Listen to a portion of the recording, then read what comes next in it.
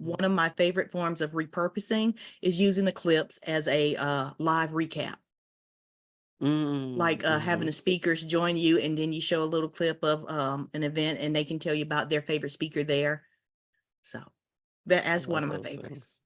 I had an event one time. I've never experienced this. I'm sure you're familiar, where they interviewed every speaker months before the event happened, and then everyone did their presentations, and then they interviewed them after the event happened, and then they interviewed at least one or two people who talked about each speaker, and then they made a video of watching the person 3 months before, what they said after, and then to the people in between. And it was such a cool thing that they did to just add all this additional value for the speakers, but they connected the dots of saying how much work goes involved and what they had. I think one of the questions they asked, what they hoped people would get from the event. And then they interviewed people to tie in what they actually got from the event. And it was just like this whole thing to drive in for new speakers for next year, but also showed the authenticity of the experience of the event. I thought that was just wonderful. And there's just creative ways people do to just humanize the event value.